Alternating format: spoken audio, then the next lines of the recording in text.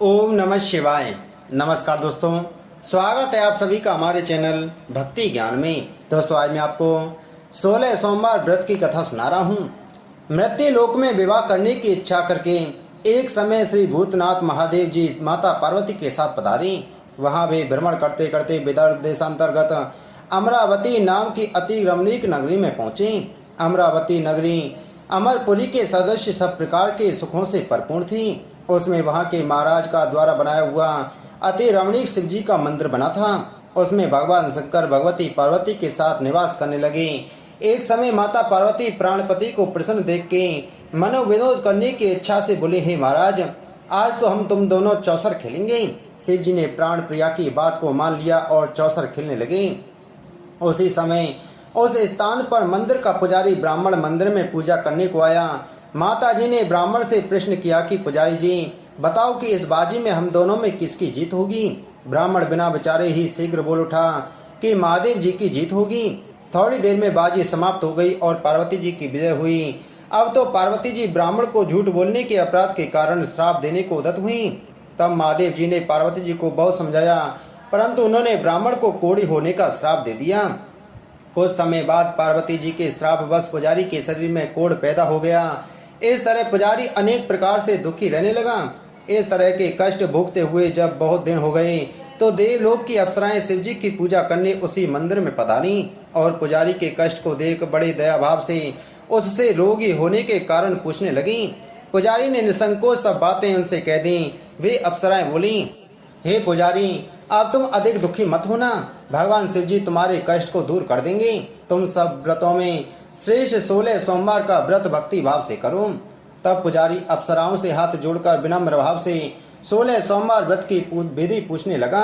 अप्सराएं बोली कि जिस दिन सोमवार हो उस दिन भक्ति के साथ व्रत करें। स्वच्छ वस्त्र पहने, आधा सेर गेहूं का आटा लें, उसमें 3 अंगा बनाए और घी, गुड़, दीप, नैवेद्य, पुंगी फल, बेलपत्र, जनेऊ का जोड़ा, चंदन, अक्षत, पुष्प आदि के द्वारा प्रदोष काल में भगवान शंकर का विधि के साथ पूजन करें।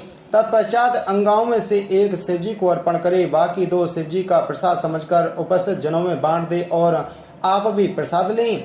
इस विधि से 16 सोमवार व्रत करें। तत्पश्चात 17वें सोमवार के दिन पाप से पवित्र गेहूं के आटे की बाटी बनावे।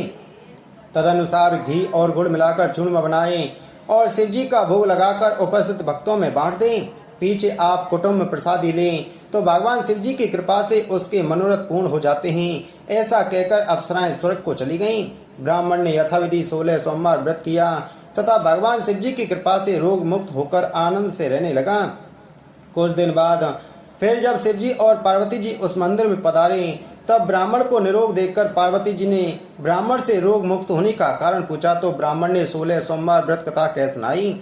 तब तो पार्वती जी अति प्रसन्न होकर ब्राह्मण से व्रत की विधि पूछकर व्रत करने को तैयार हुई। व्रत करने के बाद उनकी मनोकामना पूर्ण हुई तथा उनके रूठे पुत्र स्वामी कार्तिकेय स्वयं माता के आज्ञाकारी पुत्र हुए।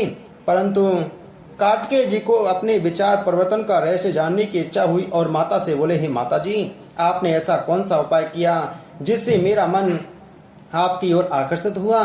तब पार्वती जी ने वही 16 सोमवार व्रत की कथा उनको सुनाई।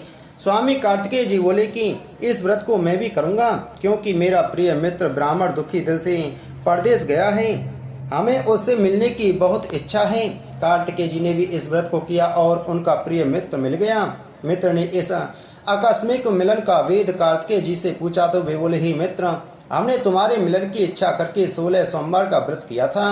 अब तो ब्राह्मण मित्र को भी अपने विवाह की बड़ी इच्छा हुई। कार्तिकेय जी से व्रत की विधि पूछी और यथाविधि व्रत किया।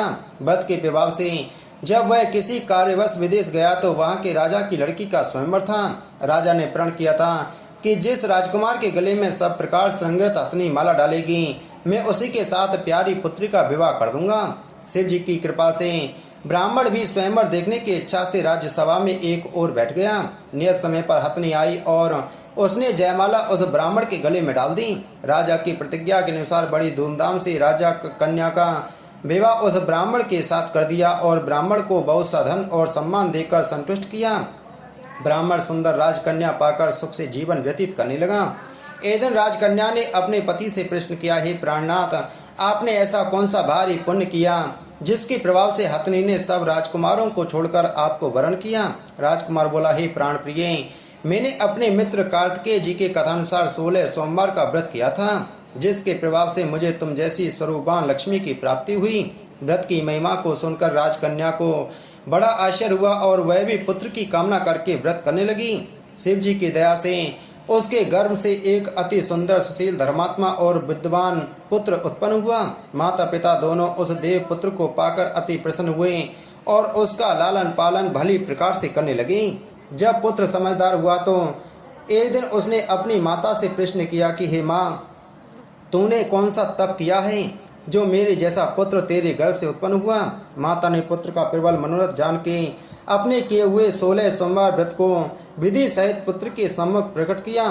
पुत्र ने ऐसे सरल व्रत को जो सब तरह के मनोरथ को पूर्ण करने वाला है सुना तो वह भी इस व्रत को राज्य अधिकार पाने की इच्छा से हर सोमवार को यथाविधि व्रत करने लगा। उसी समय एक देश के वृद्ध राजा के दूतों ने आकर उसको एक राजकन्या के लिए वरण किया। राजा ने अपनी पुत्री का विवाह ऐसे सर्वगुण संपन्न ब्राह्मण युवक के साथ करके बड़ा सुख प्राप्त किया। वृद्ध राजा के दिवंगत हो जाने पर यही ब्राह्मण बालक गद्दी पर बिठाया गया, क्योंकि दिवंगत भूप के कोई पुत्र नहीं था। राज्य का अधिकारी होकर भी वह ब्राह्मण पुत्र अपने 16 सोमवार के व्रत को करता रहा। जब 17वां सोमवार आया तो विप्र पुत्र ने अपनी प्रियतमा से सब पूजन सामग्री लेकर शिवालय में चलने के लिए कहा, परंतु प्रियतमा ने उसकी आज्ञा की परवाह नहीं की। दास दासियों द्वारा सब सामग्रियों को शिवालय भिजवा दिया और आप नहीं आई। जब राजा ने शिवजी का पूजन समाप्त किया तब एक आकाशवाणी राजा के प्रति हुई। राजा ने सुना, ही राजा, अपनी इस रानी को राजमहल से निकाल दे, नहीं तो तेरा सर्वनाश कर देगी। वाणी को सुनकर राजा के आश्चर्य का ठिकाना नहीं रहा और तत्काल ही मंत्रणा गृह में आकर अपने सभासदों को बुलाकर पूछने लगा कि हे मंत्रियों, मुझे आज शिवजी की भविष्यवाणी हुई है कि राजा तू अपनी इस रानी को निकाल दे, नहीं तो ये तेरा सर्वनाश कर देगी। मंत्री आदि सब बड़े विस्मय और दुख में डूब गए, क्योंकि जिस कन्या के साथ राज्य मिला है राजा उसी को निकालने का जाल रचता है। यह कैसे हो सकेगा। अंत में राजा ने उसे अपने यहाँ से निकाल दिया।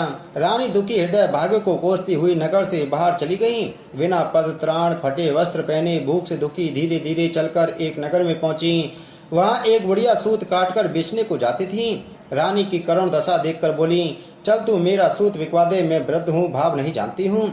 ऐसी बात बुढ़िया की सुन रानी ने बुढ़िया के सर से सूत की गठरी उतार अपने सिर पर रखी। थोड़ी देर बाद आंधी आई और उस बुढ़िया का सूत पोटली के सहित उड़ गया। बेचारी बुढ़िया पछताती रह गई और रानी को अपने साथ से दूर रहने को कह दिया। अब रानी एक तेली के घर गई तो तेली के सब मटके शिवजी के प्रकोप के कारण चटक गई। ऐसी दशा देख तेली ने रानी को अपने घर से निकाल दिया। इस प्रकार रानी अत्यंत दुख पाती हुई सरता के तट पर गई तो सरता का समस्त जल सूख गया। तत्पश्चात रानी एक वन में गई। वहां जाकर सरोवर में सीढ़ी से उतरकर पानी पीने गई। उसके हाथ से स्पर्श होते ही सरोवर का नील कमल के सदृश जल असंख्य कीड़ों से युक्त होकर गंदा हो गया। रानी ने भाग्य पर दोषारोपण करते हुए उस जल को पान करके पेड़ की शीतल छाया में विश्राम करना चाहा। वह रानी जिस पेड़ के नीचे जाती उस पेड़ के पत्ते तत्काल ही गिर जाते। वन सरोवर के जल की ऐसी दशा देखकर गौ चराते ग्वालों ने अपने गोसाई जी से, जो उसे जंगल में स्थित मंदिर के पुजारी थे, कही। गोसाई जी के आदेश अनुसार ग्वाले रानी को पकड़कर गोसाई के पास ले गए। रानी की मुख की कांति और शरीर की शोभा देख गोसाई जान गए कि यह अवश्य ही कोई विधि की गति की मारी कुलीन अबला है। ऐसा सोच पुजारी जी ने रानी के प्रति कहा कि पुत्री, मैं तुमको पुत्री के समान रखूंगा, तुम मेरे आश्रम में ही रहो, मैं तुमको किसी प्रकार का कष्ट नहीं होने दूंगा। गोसाई के ऐसे वचन सुन रानी को धीरज हुआ और आराम से रहने लगी। आश्रम में रानी जो भोजन बनाती उसमें कीड़े पड़ जाते, जल भर के लाती उसमें कीड़े पड़ जाते। अब तो गोसाई जी भी बहुत दुखी हुए और रानी से बोले कि बेटी, तेरे पर कौन से देवता का कोप है जिससे तेरी ऐसी दशा है। पुजारी की बात सुन रानी ने शिवजी की पूजा करने न जाने की कथा सुनाई तो पुजारी शिवजी महाराज की अनेक प्रकार से स्तुति करते हुए रानी से प्रति बोले कि पुत्री, तुम सब मनोरथों के पूर्ण करने वाले 16 सोमवार का व्रत करो, उसके प्रभाव से अपने कष्ट से मुक्त हो सकोगी। गोसाई की बात सुनकर रानी ने 16 सोमवार व्रत को विधिवत संपन्न किया और 17वें सोमवार को पूजन के प्रभाव से राजा के हृदय में विचार उत्पन्न हुआ कि रानी को गए बहुत समय बीत गया है, न जाने कहाँ कहाँ भटकती होगी, ढूंढना चाहिए। यह सोच उसने रानी को तलाश करने चारों दिशाओं में दूत भेजे। वे तलाश करते हुए पुजारी के आश्रम में रानी को पाकर पुजारी से रानी को मांगने लगी, परंतु पुजारी ने उनसे मना कर दिया तो दूत चुपचाप लौटे और आकर महाराज के सम्मुख रानी का पता बतलाने लगे। रानी का पता पाकर राजा स्वयं पुजारी के आश्रम में गए और पुजारी से प्रार्थना करके कहने लगे, महाराज, जो देवी आपके आश्रम में रहती है वह मेरी पत्नी है। शिव जी के कोप से मैंने इसको त्याग दिया था। अब इस पर से शिव जी का प्रकोप शांत हो गया है, इसलिए मैं इसे लेने आया हूँ। आप इसे मेरे साथ चलने की आज्ञा दे दीजिए। गोसाई जी ने राजा के वचन को सत्य समझकर रानी को राजा के साथ जाने की आज्ञा दे दी। गोसाई की आज्ञा पाकर रानी प्रसन्न होकर राजा के महल में आई। नगर में अनेक प्रकार के बाजे बजने लगे। नगर वासियों ने नगर को तोरण व बंदरबानों से वेद विधि से सजाया। घर घर में मंगल गान होने लगे। पंडितों ने विविध वेद मंत्रों का उच्चारण करके अपनी राजधानी का आह्वान किया। इस प्रकार रानी ने पुनः अपनी राजधानी में प्रवेश किया। महाराज ने अनेक प्रकार से ब्राह्मण को दान आदि देकर संतुष्ट किया। याचकों को धन धान्य दिया। नगरी में स्थान स्थान पर सदा व्रत खुलवाए जहाँ भूखों को खाने को मिलता था। इस प्रकार से राजा शिव जी का कृपा पात्र हो राजधानी में रानी के साथ अनेक तरह के सुखों का भोग करते हुए सोमवार व्रत को करने लगा और विधिवत शिव जी का पूजन करते हुए इस लोक में अनेक सुखों को भोगने के पश्चात शिवपुरी को पधारे। ऐसे ही जो मनुष्य मनसा वाचा कर्मणा द्वारा भक्ति सहित सोमवार का व्रत व पूजन विधिवत करता है वह इस लोक में समस्त सुखों को भोगकर अंत में शिवपुरी को प्राप्त करता है। यह व्रत सब मनोरथों को पूर्ण करने वाला है। बोलो शिव शंकर भगवान की जय। बोलो माता पार्वती की जय।